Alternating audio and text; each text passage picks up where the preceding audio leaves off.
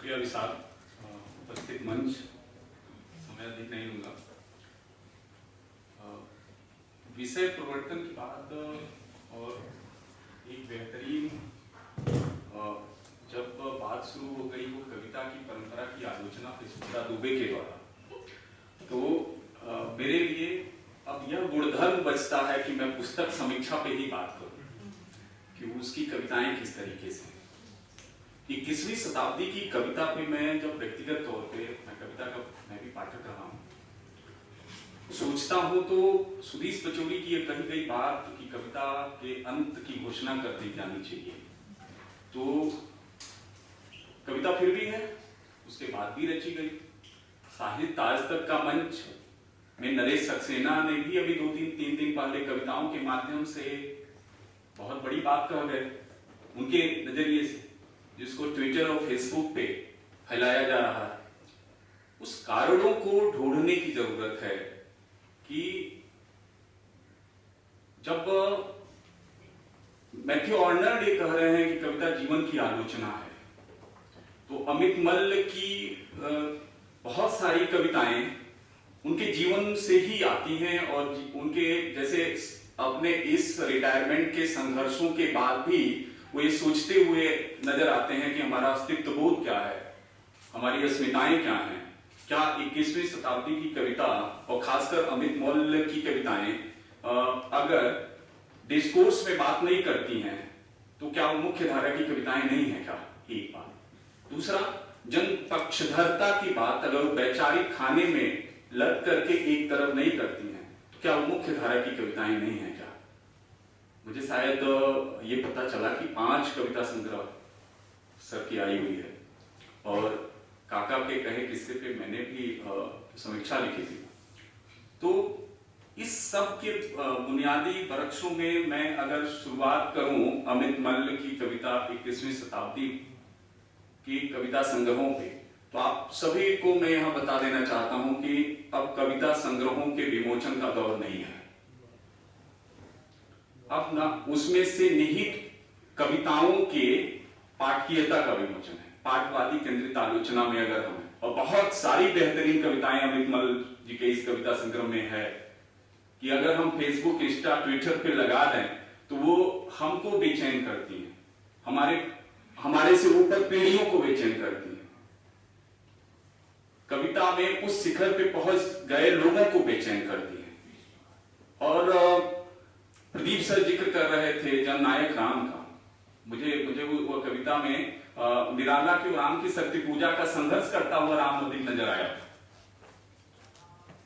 और वैश्विक लेवल पे अगर हम बात करें तो वैश्विक लेवल पे एक अफगानिस्तान पे लिखी हुई कविता, और इसमें आप देखिए जो हम सब अभी दिल्ली यूनिवर्सिटी और विश्वविद्यालयों के टीचर और प्रोफेसर हैं, यहाँ पे प्रोजेक्ट पे बात हो रही, तो कैसे हम यह न माने कि आज का विद्यार्थी अमित मल्ल की उस कविताओं से कनेक्ट नहीं होगा। 21वीं शताब्दी की कविता डिस्कोर्स आग्रही कविता नहीं है। कविता के अंत की जो बात होने लगी, कविता पढ़ी नहीं जा रही है, क्योंकि कविता ना अब हम उसकी तलाश करें कि नहीं रामचंद्र शुक्ल कविता क्या है पर जो बात करते हैं, भाव संवेदना खोजें, विचार युक्त कविताएं खोजें, नहीं थोड़ा सा भाव शून्यता की कविताएं हमने कहना शुरू कर दिया।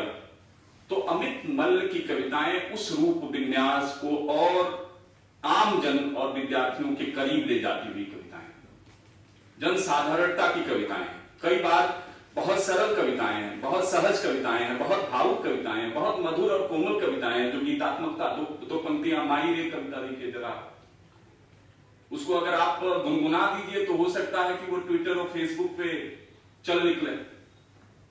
तो क्या जो जन नारों की कविताएं रही हैं प्रगतिशीलता के दौर में, जहां पे किसान नहीं आ रहा है, कुदाल नहीं आ रही है, संघर्ष करता हुआ व्यक्ति नहीं आ रहा है, तब उसको आप मुख्य धारा की कविताएं नहीं मानेंगे। मैं इस पूरे मंच पे ये सवाल छोड़ रहा हूं।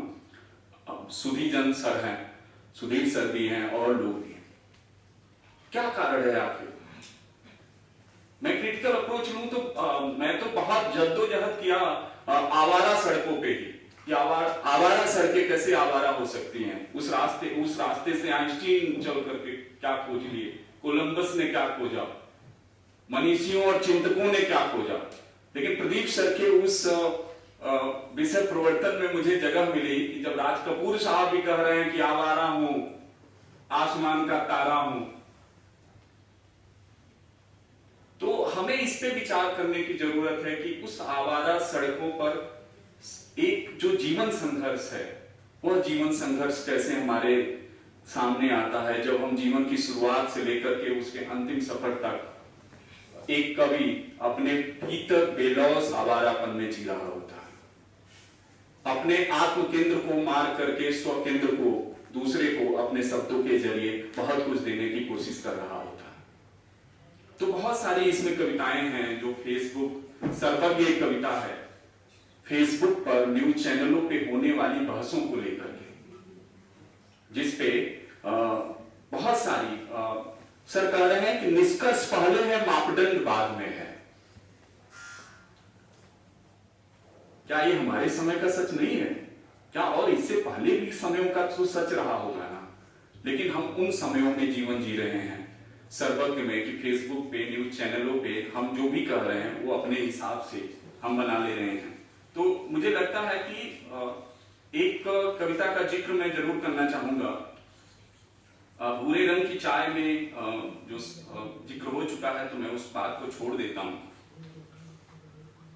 तेरा हाथ का जो प्रियंका तिवारी ने शायद उसका पाठ किया था, मुझे भी बहुत अच्छी कविता ये लगी। नारेबाजी,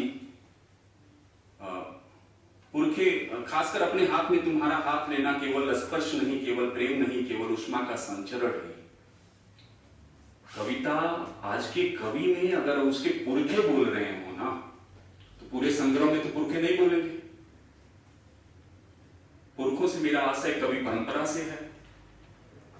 जब कवि होने का दायित्व उन्होंने कहा कि 5 पॉइंट बिंदु आपके भीतर होना चाहिए, ज्योतिषी का ज्ञान, आयुर्वेद का ज्ञान, इस तरीके से जो 5 बिंदु है। केदारनाथ सिंह की एक कविता रही है जो आप लोगों को कि हाथ, उसका हाथ अपने हाथ में लेते हुए मैंने सोचा दुनिया को हाथ की तरह गर्म और सुंदर होना चाहिए। ठीक है, ये प्रेम कविता है और वो भी बहुत सारे बड़े बड़े समीक्षकों ने केदारनाथ सिंह के से पर उस रचना पाठ करते हुए लोगों को ये लगा कि नहीं, ये तो प्रेम पर आधारित कविताएं हैं। और जब वो एक इंटरव्यू में कहे नहीं वो किसान का हाथ है, जो खुरदुरा हाथ, तब समझ में आया। प्रदीप सर जो अपने शुरुआत के वाक्य से ही शुरू किए कि कवि मल्ल महोदय सर बैठे हुए हैं इधर, कहीं ऐसा ना हो कि हम कुछ गलत पाठ कर जाएं। तो यह साथ है। अब आप जरा उन शब्दों को समझिए जो मल्ल सर ला रहे हैं, वो हमारे आपके बूढ़े बुजुर्गों के शब्द नहीं है। सब्जेक्ट, प्रोजेक्ट, कोचिंग, यूनिवर्सिटी, फुल्की, माल, असफलताओं, फिर कंपटीशन, पूरी परंपरा। कई बार इस कविता को और जब आप खोलने की कोशिश करेंगे तो जैसे राजनीतिक नारेबाजी की कविता लगेगी, विवरणों की कविता लगेगी।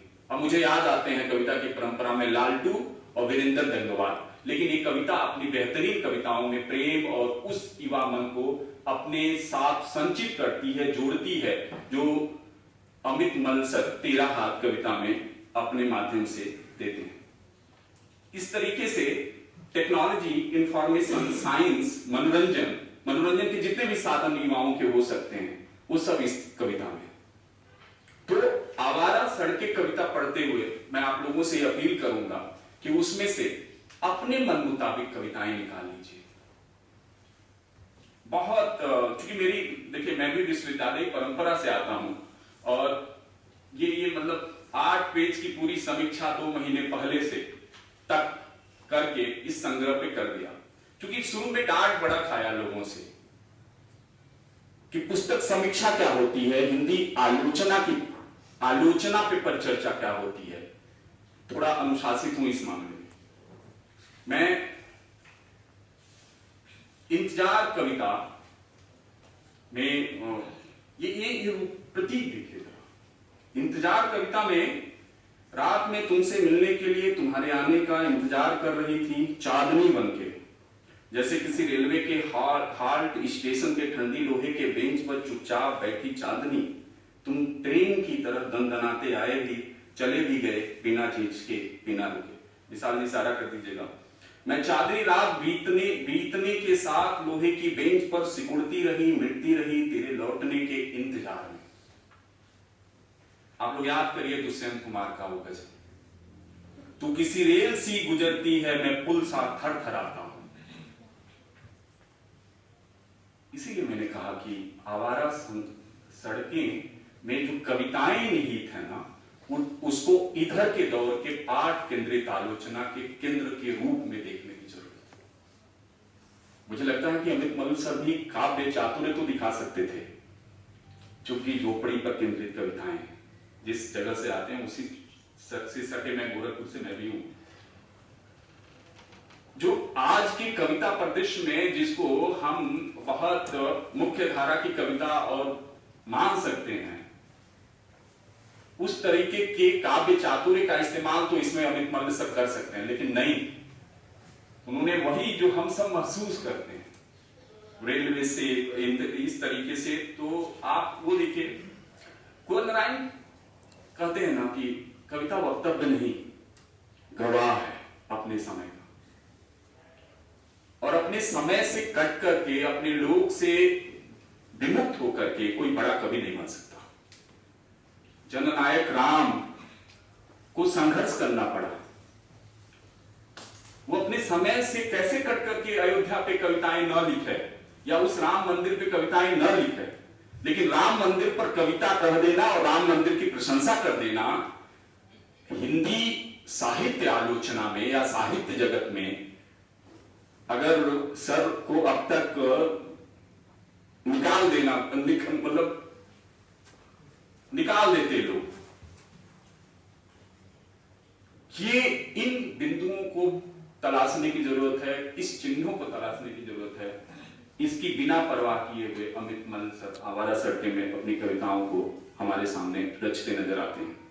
मैं एक दो बातें, कबीर को ले लीजिए आप जरा। कबीर पे कुंवर नारायण की भी कविता है, भीष्म साहनी का कबीरा खड़ा बाजार में, जैसे प्रेम न बाड़ी उपजे। क्या अमित मल्ल सर भी उसी प्रेम को ढूंढ रहे हैं कबीर बन करके अपने जीवन में, बेचैन होकर के, परेशान होकर के? और कबीर पर कविता सुनिए जरा। प्यार खोजते खोजते मैं कबीर हो गया, लोग सदियों से मेरा चेहरा तलाश रहे हैं। व्यक्ति अपने सभी सुखों में रहते हुए निर्गुण भाव से दूसरे को सुख पहुंचाने में लग जाए, तो मैं यही कहना चाहूंगा कि मुंह को कहां ढूंढो रे बंदे, मैं तो तेरे पास हूं। इस तरीके से बहुत सारी कविताएं इसमें है। एक टुकड़ा सुख, मैं कविता की संरचना पे बात कर रहा हूं कि टुकड़ा सुख चाहिए उनको। 21वीं शताब्दी के मनुष्यों को क्या है, उस सुख की तलाश में। हम बेरोजगारी या विद्यार्थी होके आते हैं, बेरोजगार होते हैं, फिर सफलता पाते हैं, फिर अपने बच्चों को, फिर भी हमें एक टुकड़ा सुख नसीब नहीं होता। क्या भारतीय मूल्य में स्वांतः सुखाय वाली जो कहावत है उसे हमको अपना लेना चाहिए, या हमारे बच्चों को, हमारे आज की पीढ़ी के लोगों को वह टूल दे देना चाहिए? बहुत अच्छी कविता है। मैं आखिरी पदबंध पढ़ रहा हूं। बच्चों के एडमिशन, उनके एजुकेशन, उनके इंस्टीट्यूशंस, उनके सिलेक्शन, उनके माइग्रेशन में ढूंढा, ध्यान में, योग में, जिम में। क्या ढूंढा? सुख, एक टुकड़ा सुख। ध्यान में, योग में, जिम में, टहलने में, कभी भूकंप में राहत बांटकर, कभी कोरोना में राहत बंटवा कर ढूंढा, कभी बारात में नाचकर, कभी दोस्तों के साथ तरन्नुम में ढूंढा। कहीं खुशी मिली, कहीं संतोष मिला, कहीं राहत मिली, लेकिन नहीं मिला सुख। ढूंढ रहा हूं अब भी संसार के जंगल में एक टुकड़ा सुख। अच्छा, इससे पहले इस कविता में अपनी यात्रा भी बता रहे, तो कविता को उसी तरीके से नहीं पढ़े जाने की जरूरत है। विषय परिवर्तन के तौर पे प्रदीप सर ने बहुत ठीक इसके विषय स्थिति को हमारे सामने स्पष्ट कर दिया। तो ये जो स्थितियां हैं इन्हीं संदर्भों में इस कविता को देखा पढ़ा जाना चाहिए। और मैं एक कविता का जिक्र करके बात खत्म कर दूंगा, और वो कविता इसलिए भी आनी चाहिए कि कोरोना के टाइम में सर मुझे उस कोरोना वाली कविता में सायरन सुनाती गाड़ियां नहीं सुनाई पड़ी। कि मेरी आपसे शिकायत है, सारी चीजें तो है उसमें। तो अच्छा, मैं तो दिल्ली में रहा हूं, सायरन रोड पे उसमें सिर्फ सायरन बजते थे। कैसे चूक गए सर? एक बात। दूसरी बात की कविताओं में कहीं लॉकआउट है तो कहीं लॉकडाउन है। कविताओं में कहीं पे लॉकआउट है, कहीं लॉकडाउन है। तीसरी बात, जाहिर सी बात है बहुत सारे पूर्विया शब्दों का इस्तेमाल है, आना भी चाहिए, इस पर लंबे भाग से बात नहीं होगी। जब ये संशोधित कविता संग्रह आए तो इसमें जो प्रूफ की गलतियां हैं उसको जरूर सुधारा जाए। मैं बधाई देता हूं बोधि प्रकाशन को एक बहुत अच्छे कलेवर के साथ इस पुस्तक को छापने के लिए, और आप सभी से आग्रह है कि कविता संग्रहों में से अपने मन की कविताओं को जरूर चयनित करें। बहुत बहुत आभार, और बहुत बहुत आभार कश्मीरी मंच को।